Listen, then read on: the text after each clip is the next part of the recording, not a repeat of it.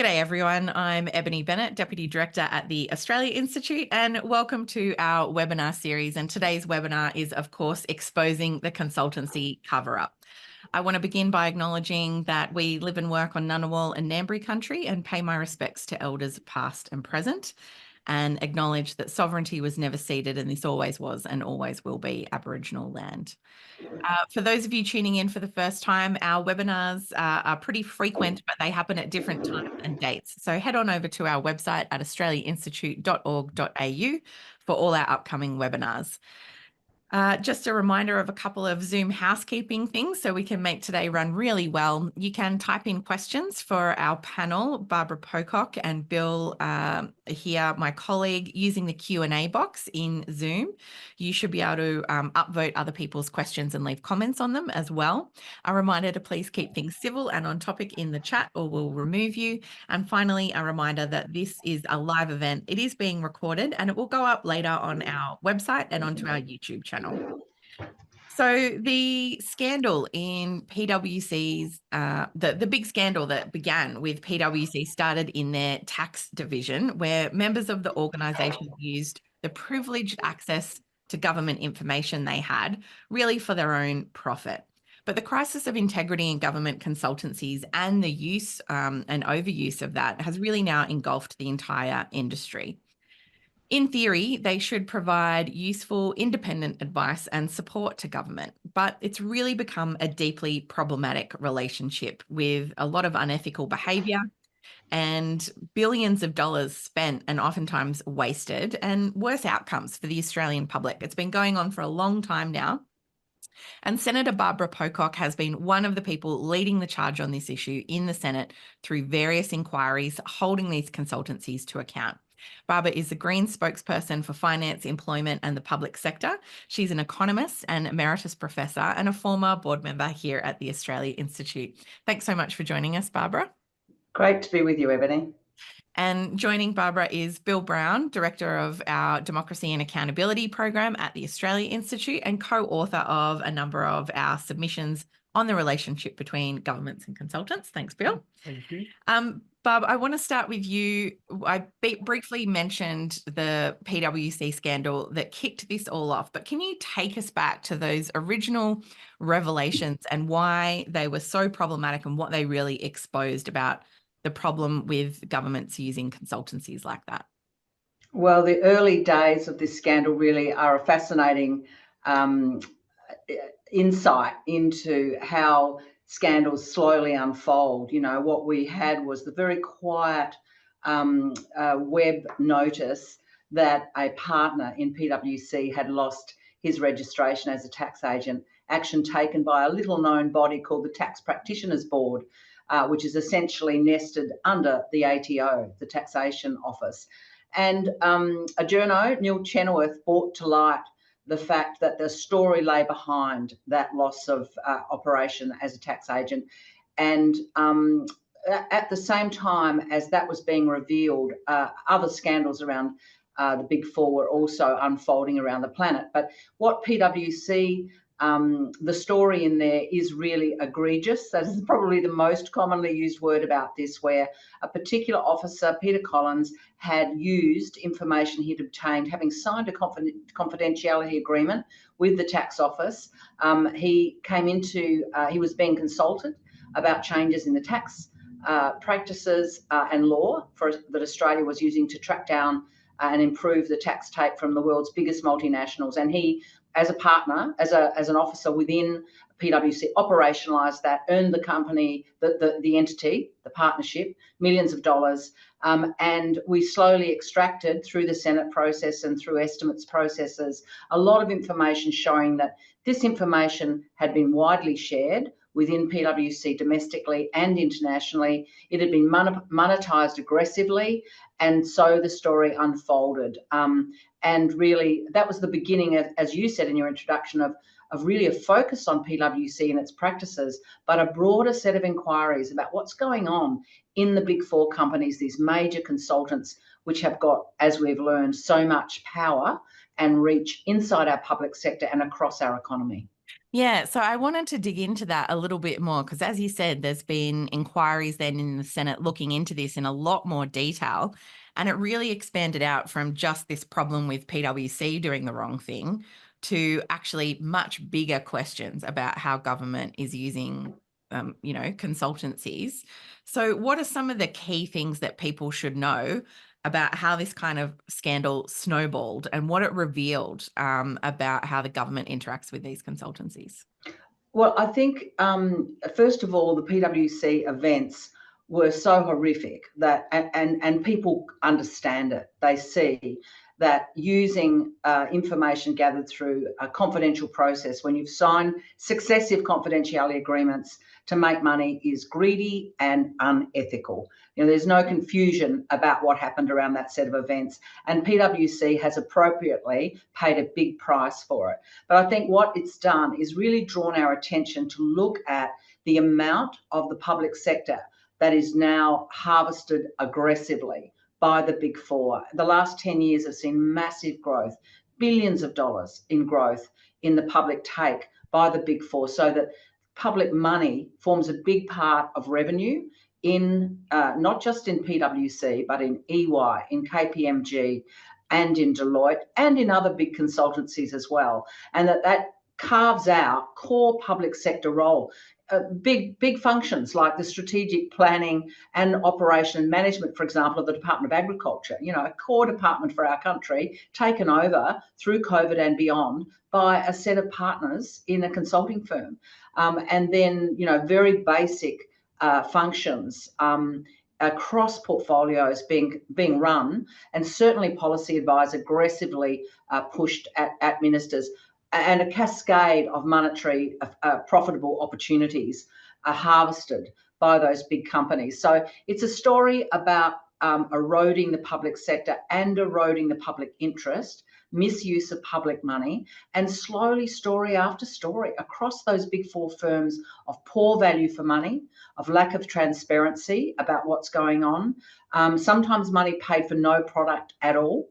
But a Sorry, whole just sort of repeat that, Barb. Money paid for no product at all. So they got money and they didn't nothing. deliver anything. And most recently, that was there was a clear case of that in relation to Robodebt, a $1 million payment for an 8-page PowerPoint presentation, and basically go away money, which was, a shocking misuse of public money. But we've heard of one recently, at the most recent couple of inquiry days back. And KPMG were paid $100,000 out of a $100 million contract just to keep them sweet on the job in the contract, although they had missed deadlines and hadn't supplied the product that they were required to do. So, most Australians, $100,000 is a lot of money.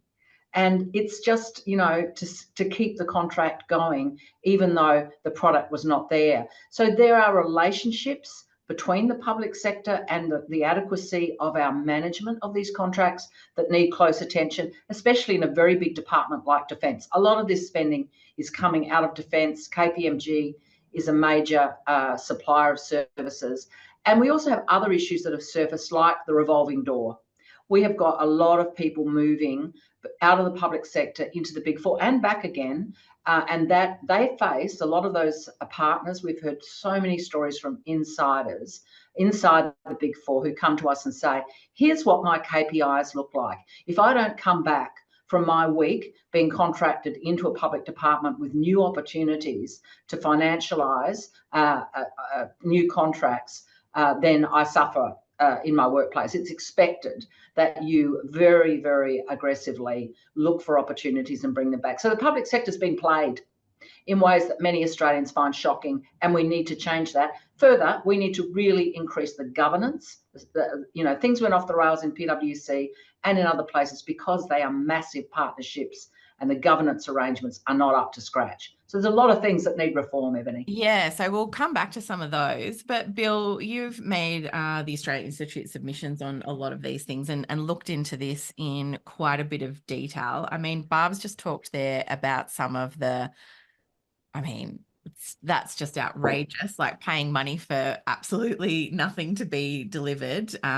Taxpayers expect a lot more than that. But what were some of the problems that you talked about in our submission?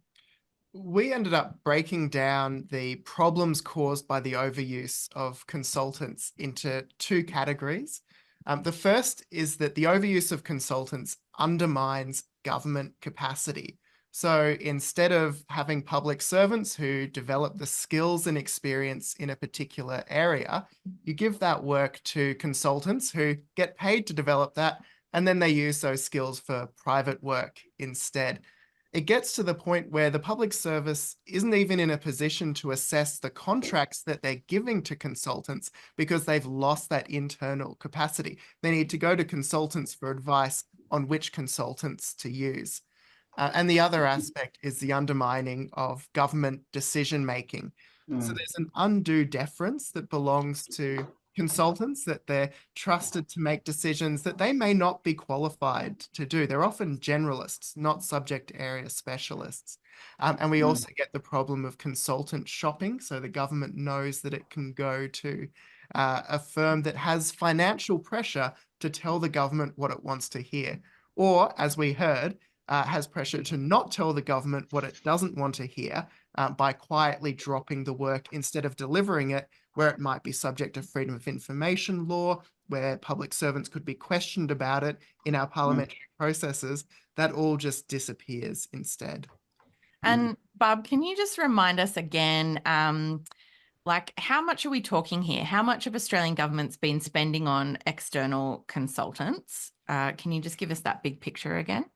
Well, I noticed in the comments people saying this has been going on for decades, and in a way it has. But what's really different, Eb, now is the billions and billions of dollars. The big consultants have really ratcheted up, and the government, previous governments, and both Labor and Liberal have done this in previous entities. And it's not just at the federal level that those billions have increased very significantly. We're now talking about the federal government has cut back quite a lot this year and is promising $1 billion cut in the coming year.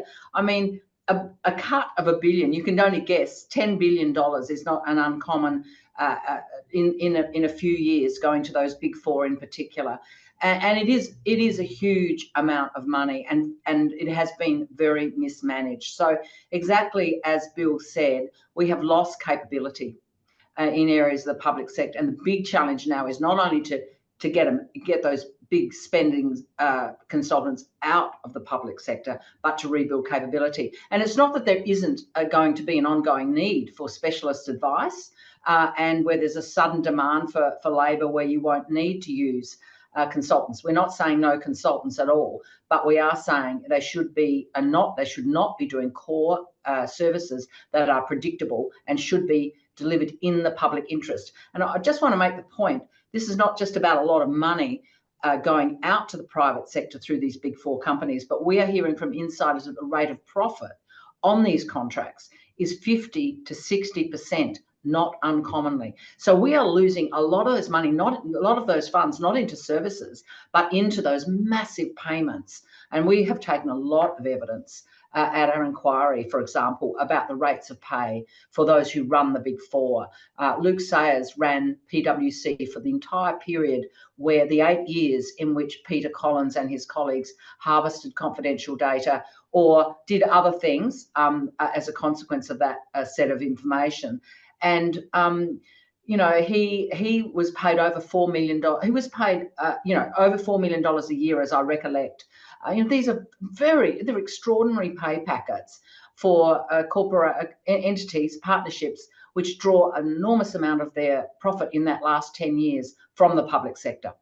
And Barbara, they also, I mean, we're talking huge amounts of money here. And I'm just really curious about how you have used those Senate inquiries and the processes of the Senate to really get to the heart of some of these problems and expose some of these details, because it is enormous amounts of money. And we're also always kind of sold this idea that the private sector can do it more efficiently and cheaply. And it's just not the case once you've dug into it. Paying for not getting any product, huge profit margins on all of these things. How important has it been to use the powers of the Senate and these inquiries to really uncover some of these things that have been so shocking?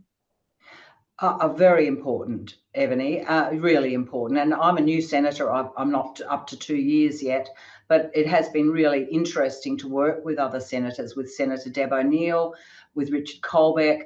I mean, we have shared outrage, absolute shock at what we have seen. And it hasn't just been the inquisitorial work of the Senate. It's also been the very, very extensive information we've received from whistleblowers and insiders who share our outrage and are sometimes employed, in these firms doing these contracts and are not comfortable with what is happening. And a third player alongside the Senate has been the journalists.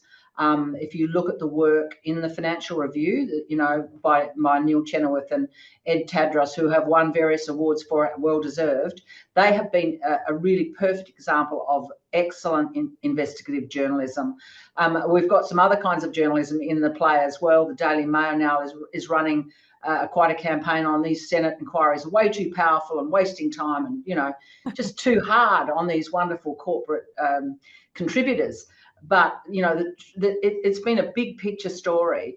The other thing alongside our work in the Senate has been noticing and remembering the big international story here. This is not just an Australian story.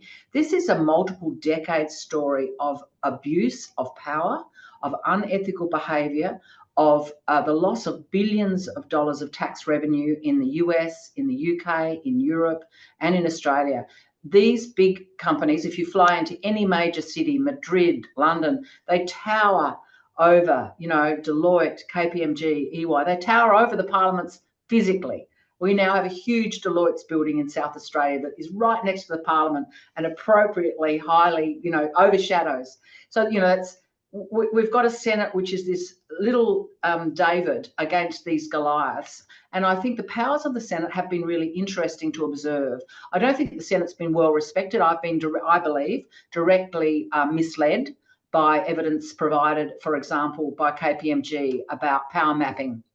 Power mapping is the very deliberate scientific practice of finding out where your useful players that you should build relationships with inside the public sector and harvest their power and possibility for future contracts.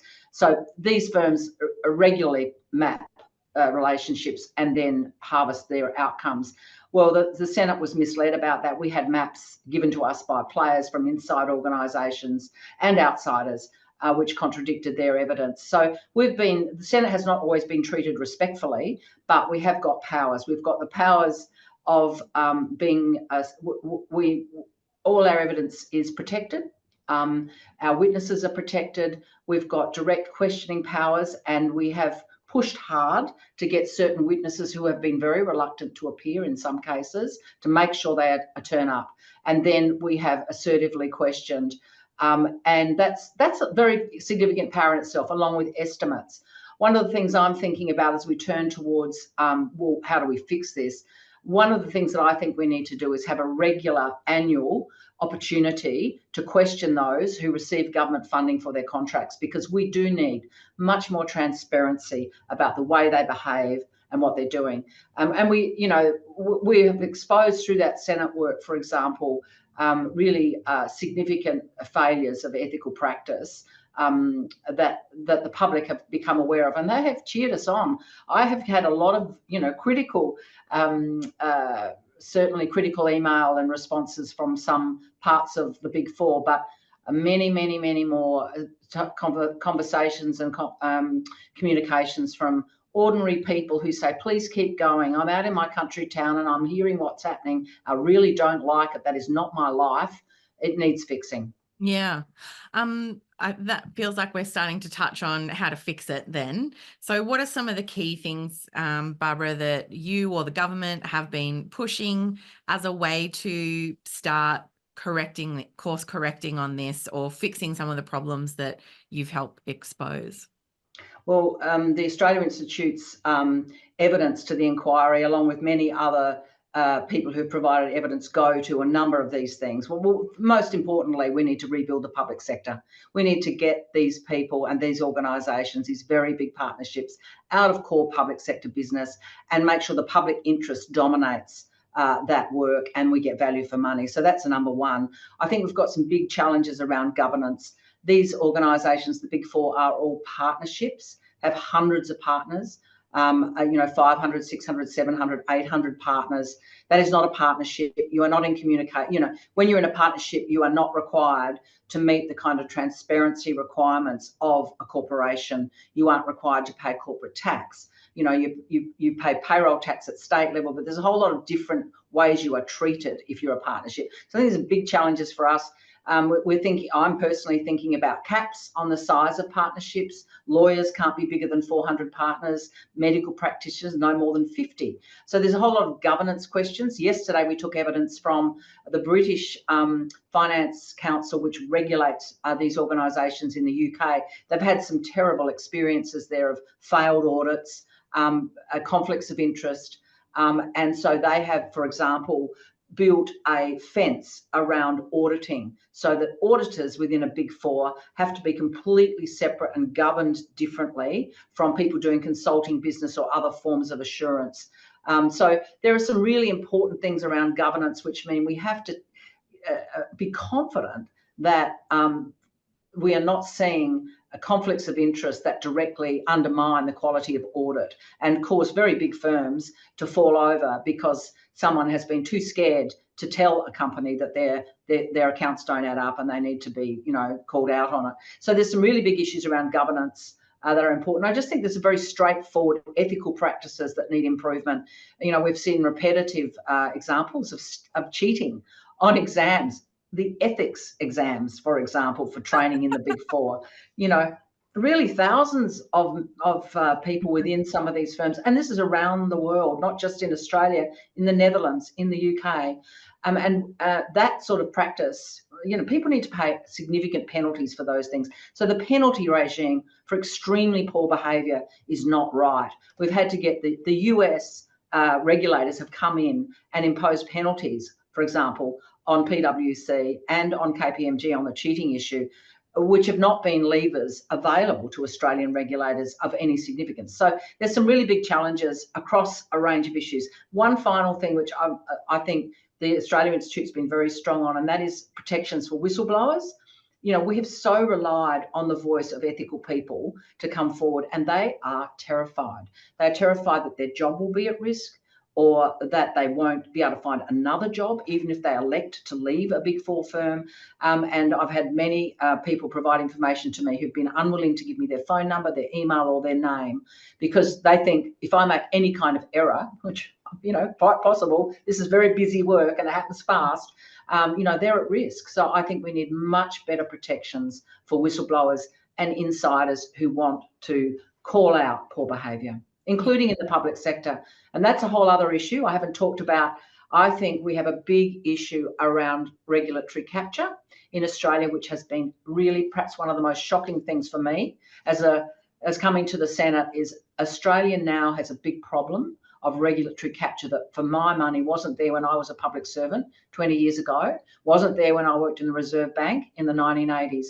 We now have people who are very assertive, and through that revolving door or through relationships of influence, pull back and restrain the influence and effect of regulation. And I think we've seen that, really in the nitty gritty of the PwC matter and the pursuit of Peter Collins and PwC itself. Bill, any reflections on that, on whistleblowers or those other elements of how we start to fix this problem? I think we do see a cultural problem within the public service that it's been worn down over the years and hollowed out and undermined. In our submission to the New South Wales inquiry into the consulting sector, we looked at the way that the planning process can be undermined by privately commissioned consultants' reports. And we've actually suggested a code of conduct for economic modeling so that people can be sure that the numbers that governments and agencies are depending on are actually accurate. Similarly, we see huge problems with the persecution and prosecution of whistleblowers. We've focused mostly on the public sector, but as Barbara points out, private sector whistleblowing is extremely important as well. And corporations can apply huge pressure onto their staff and former staff.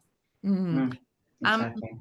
I do want to ask a little bit more about that and come back to the original sin, so to speak, and Peter Collins, because, it strikes me here in Canberra, we saw David McBride, the whistleblower, at a sentencing hearing earlier this week. The Australian government is prosecuting whistleblowers who've revealed sensitive information. What happened to Peter Collins, Barbara? And can you tell us a little bit more? You kind of touched on that really the penalties aren't sufficient. Was it criminal what he did? What are the things that government has to consider when responding to that original piece of information that came to light? Well, Peter Collins paid the price of losing his tax registry. He can't give tax advice for 2 years. And we have it on transcript from those who regulate tax agents. It's very unlikely he would ever get his license back. So, he's paid that price, but PwC's paid a very minimal price in legal terms. It's paid a very big price in other ways. Many people have lost their jobs, have had to change who they work for with the creation, hiving off of their public consulting business into Sign. And, that's been a very big issue for many in PwC, but the big issue for them has been reputational damage. But the actual regulatory teeth available to influence the behaviour of the firm and make it pay a price have been quite minimal. Training requirements were imposed by the Tax Practitioners Board. But there now are suggestions and proposals on the table to very significantly increase penalties for behaviours which are of this type and other kinds as well. So we really need to have much stronger regulation and penalties. And we heard that from the international players yesterday. We need both very strong and explicit codes of conduct around tax advice, audit, and consulting work. And then we need systems of making transparent when things go off the rails, and then we need consequences and regulatory sting afterwards. And those latter layers are very weak. There's 1 million codes of conduct about ethical practice, for example, across every one of the big four and beyond.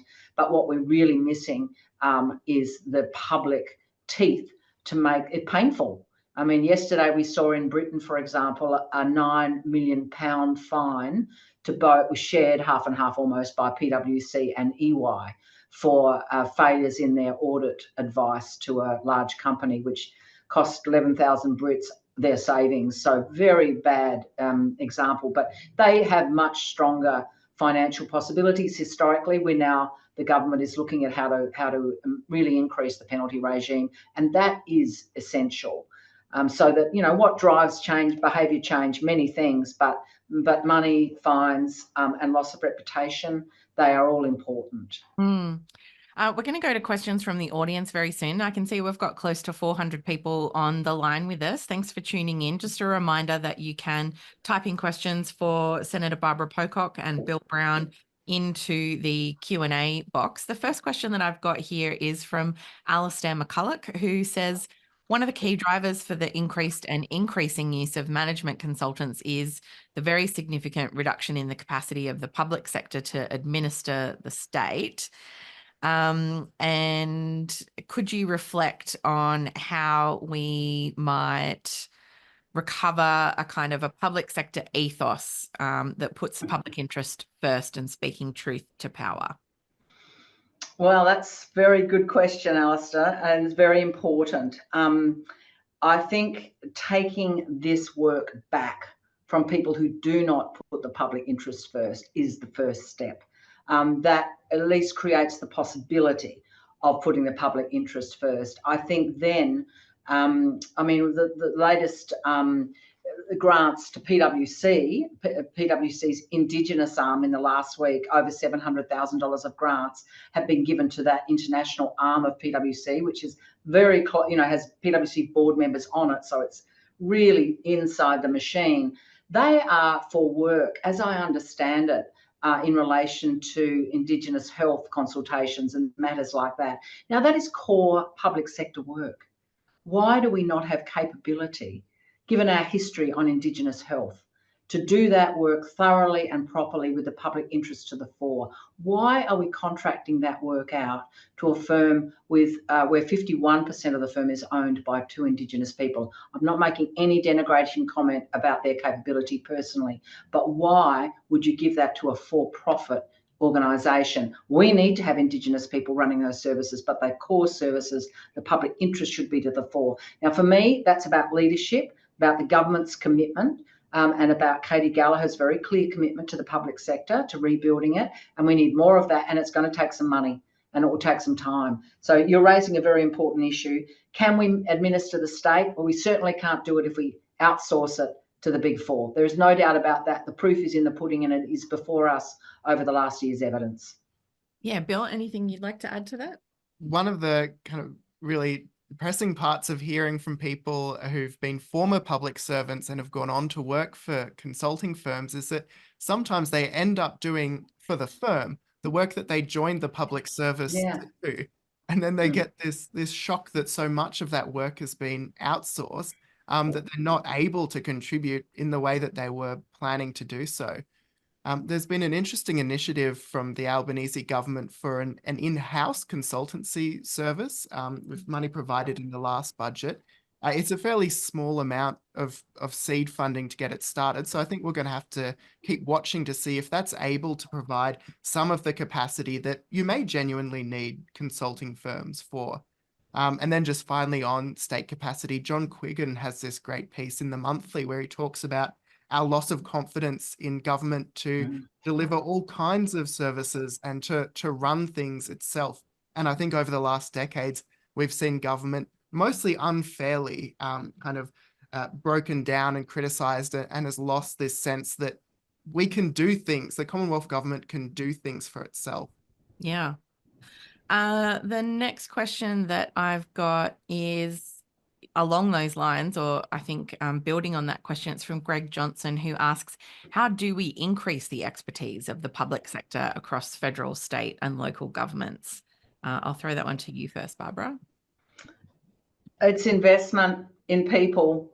It's creating careers for people where they want to stay, where they have a commitment to the public interest, but they can secure a decent job and a trajectory forward. And where they feel they are well led. I think there is a big challenge for us right at the top of our public sector in the way that our very senior people are politicised as appointments now. And I just know when I was a public servant in the Reserve Bank and in the New South Wales public sector, I had a lot of confidence that the people above me were operating in a way that I really respected in the public interest. And that made a big difference. I could have earned more money outside of both of those institutions, but I really valued that leadership and its commitment to a better country and to a fairer place and a decently governed place. So I think leadership is really important, but we do need to invest in our public sector, create more employment, and build the skills and capability. And I think we have to stop thinking about things like AI or IT as kind of new things that we can only employ consultants on. These are core functions. We can see them coming down the pipe at us, and we need to have a properly equipped public service, and that includes better pay to attract and retain the people in those expanding new areas, as well as all the existing functions that we know need to be done. And it is very important to mention state governments, as you do in that question. State governments are really aggressively farmed by the big four, some of them in particular parts of the business. Health, for example, some of the big four go in that direction, others really strictly focusing much more on other parts of government like defence. So I think the state government also is a place where we need to be working on improvements in governance and reducing spending and building our public sector there as well. Yeah. Anything to add to that, Bill? Oh, just that we have some research from the Australia Institute looking into just how many extra public servants you could hire if that money that goes to consulting firms went to public servants instead. And because consultants are so expensive to hire, you can get well over 10,000 additional public servants. Now, of course, you need to use them wisely and well. It's not enough to just employ more public servants, but to get a sense of the kind of capacity that's available there for no extra cost, it kind of puts it in perspective. Mm.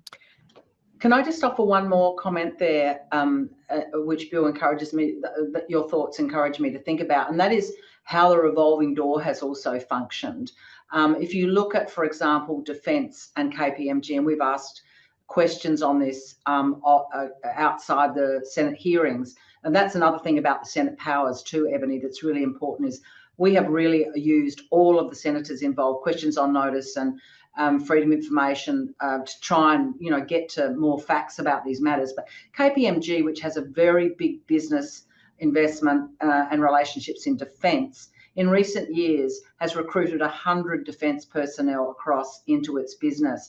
When I asked Defence to tell us what are their security clearances and how, do you know what sort of business they were doing, and have you got any idea about what kind of business they're doing now in their current jobs, that is completely obscure. So there are no constraints that are significant that we can look at and see mapped out that are clear to us. And the Senate has not been assisted by Defence in trying to understand that issue. So the question of the revolving door, it's an international problem. It's a very useful device for the big four to harvest the public sector and its skills and experience as a road to more money. And I think we really need to manage that much more effectively, because a lot of people would actually like to stay in the public sector, but they get pulled away, and in some cases maybe using security clearances in inappropriate ways that we have no information about. That's very concerning. The next question is from Robert Day, and Barbara, he asks, what can we do as citizens to push for the changes needed? Yes, so important. Well, vote for the party that actually has a policy on this when you go into the booth. Knowing we vote on many things, but people want honesty in their government spending. It is a very important issue for voters, and I think it's going to be a bigger issue at the coming election than it probably has been in the past. So how you vote matters. I think I've had so much contact from ordinary people, which is really encouraging, because we get a lot of criticism and very direct opposition from the big four. So, knowing that citizens, I know around me in Adelaide here, a lot of people who aren't ever going to vote Green really care about this matter, this issue, and they make their voices clear to their politicians in whatever party. And I think that's really important as well. So I think being vocal on these issues and also passing on information, as many people have to our inquiry. A lot of people, I'm really shocked at how many people watch these hearings or, look at glimpses of them when we social them on Insta or whatever. People are really attentive to this at the moment and very resentful in a cost of living crisis where every dollar matters for them. They see these hundreds of thousands of dollars, millions and billions, and as citizens are cranky about it, absolutely appropriately, and they should be letting their politicians know about that. Yeah. I've got another question here from Kirsten Anker, who asked about Senator Gallagher and the work to strengthen the APS that you mentioned. Can you tell us a little bit more about that? This Kirsten is saying, is she active in this space of ensuring integrity in consultant services as the finance minister? Well, I'm a Green senator, so I'm not allowed to say anything positive about anyone else. But the really interesting thing about this project is it has been cross-party. People, and I think that's meant it's developed momentum as a consequence of that. And we always want more from Labor as the Greens senators, and there is a lot to do, but there is certainly a lot happening. And it's not just Katie Gallagher. Also looking at the regulation of the Tax Practitioners Board, looking at the way in which the tax office has functioned, looking at relationships, looking at the use, the appalling misuse of legal professional privilege. Labor is looking at many of those things, and they know it is an urgent project. So I think Katie Gallagher's heart is absolutely in the right place, and I think the government needs to move fast and energetically on it. I would want them to go faster, but I absolutely want to acknowledge that they understand that there is a major problem here, and they are very active participants in this committee process and looking at a range of options, all of which you can see if you want to pursue them on the various websites of Treasury, for example, which has got discussion papers out there now on very significant possibilities for reform. Yeah, and I've been really interested in the way you and Deb O'Neill have seemed to work really effectively, in particular in the inquiry processes. And just, I guess I was keen to get your observations, as you said, as a fairly new senator, you're coming up on 2 years, to have a scandal as big as this, but where the government is really also interested in uncovering these problems. Has it been a rewarding experience in terms of having not an adversarial thing, but the committee and the inquiry process kind of cooperatively working to uncover the truth about some of these scandals? Well, it has been a really interesting aspect of becoming a senator. For me, I have really liked the vigorous conversations and the exchanges between Deb and I, certainly, where Deb will go, in questioning down a certain line, and then I will think, oh yeah, and then we could go there. And so it's never rehearsed or planned. We never discuss what we're doing before. We just are so busy doing other things. You just land at a hearing and hope you don't make an idiot of yourself.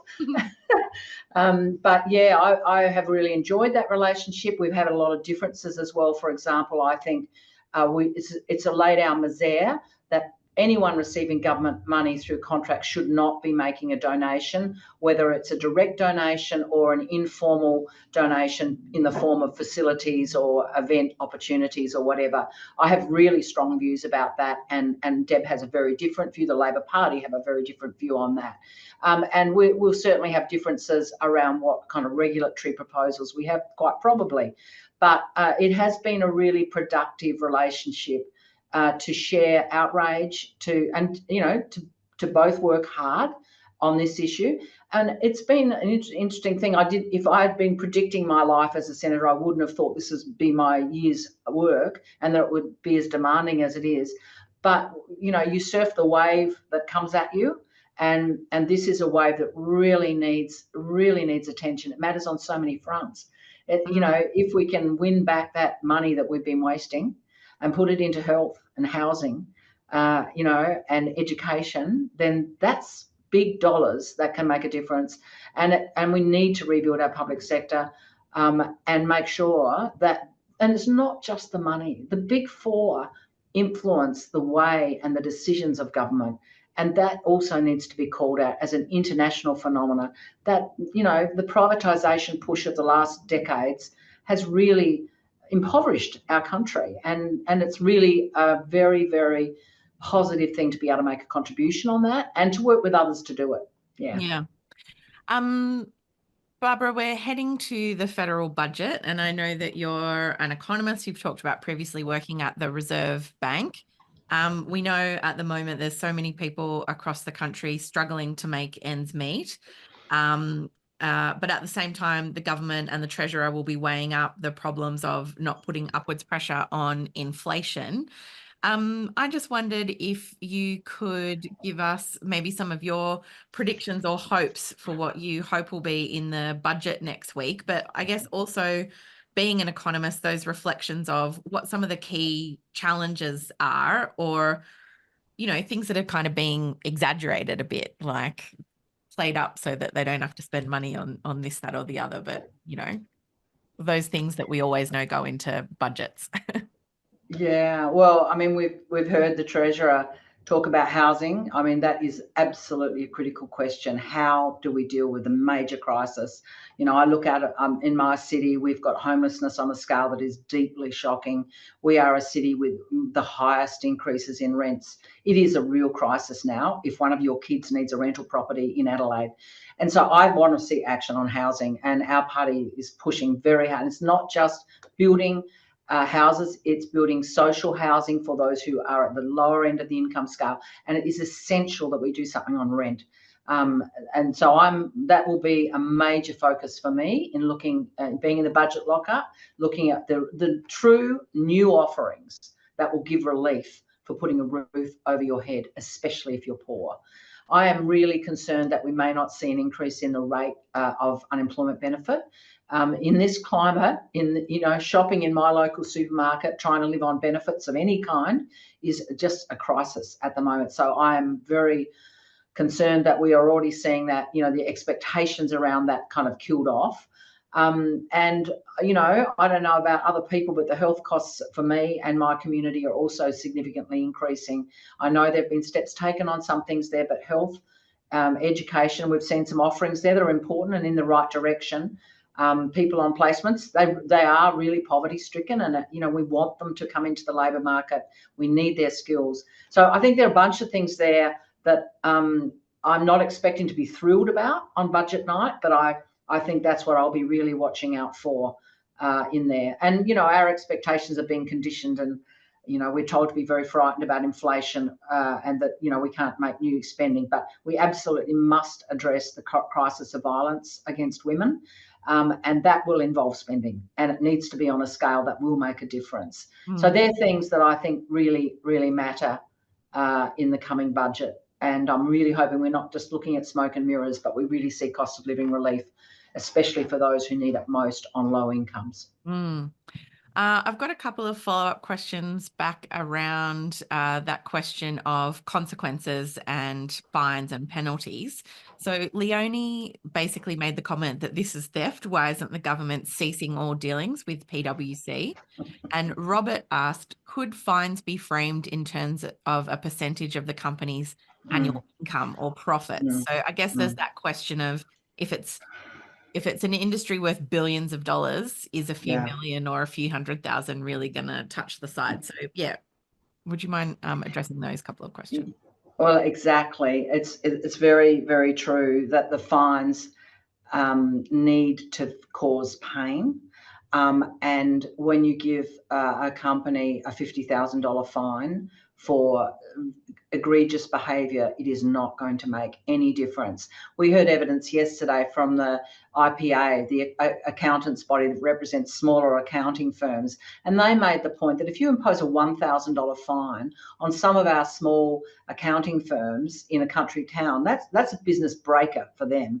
But if you impose a $50,000 fine on a PwC, you're right, Ebony, it doesn't even touch the sides. So we need fines of a size, and there certainly are proposals around to significantly increase fines. It's not just fines, it's also access to the work and the business, as the questioner suggested. And it is theft to take money for work you don't do. It is theft to have super profit take on the contracts that you win and to not properly complete the work. So yeah, there are big challenges in making sure we get value for money and make sure that penalties, including penalties that may relate to the size of the business or the size of the revenue. I think that's an interesting idea, and certainly that's been looked at in other places. But we see massive increases in the robustness of regulatory machinery in the US and the UK that I think we can learn some lessons from. I mean, they're the ones. The US machinery has put the bite on to Australian firms because they have to register in the US. They are transparent to the US regulatory authorities, and they have taken steps which have not been taken here in Australia. And the patchy regulation of the Big Four is a major problem that needs fixing. We've got a bunch of accounting organisations which can deregister people or make life uncomfortable for them, but can't really impose sizable fines of the kind that we really need. And so we need to look at the regulation. There's no regulation of consultants themselves. There is no professional body, no legally enforceable set of regulations around being a consultant. So there's some really big challenges there that are complex, but we need to be acting on them. I think one of the things that's quite insidious about these large diversified firms is that it can be hard tracking down where the particular benefit of misconduct falls. So, for example, with the PwC scandal, the direct financial benefit may be quite small, but if it makes them connections with multinational corporations, if it lets them line up other work, just repaying the profit that they directly made from that misconduct or paying a fine based on that profit misses the bigger story here. And I think similarly, when PwC's been caught out not delivering work and taking money for it, it has paid back that particular sum of money. But the point is that they've locked themselves into an ecosystem where hundreds of millions of dollars changes hands, and we can't have the penalty be just that the few bits that we catch, level a small penalty for that misconduct. I think we also need to be aware of this really dense set of relationships between a relatively small number of mostly men, incredibly powerful. They are in government and in government departments in many cases, and outside it, inside the Big Four. And those relationships at the footy, it's really old style relationship building, and, at all those events, that I've been really surprised. We think of ourselves, Australia, as a relatively high functioning democracy, where, honesty matters. There are a group of people who have very powerful influence across our society and our economy now, and they are way above Parliament. I've often sat at a Senate hearing and thought, here's Deb and me and Richard Colbeck. We're all on $220,000 a year before tax. Add us all up, we'd be lucky to hit $1 million. The three people sitting opposite us from the Big Four, $10 million is their salary if I added the three together. I mean, there's just money that is not the only measure of power, but it's definitely there. There are some very powerful, highly paid people.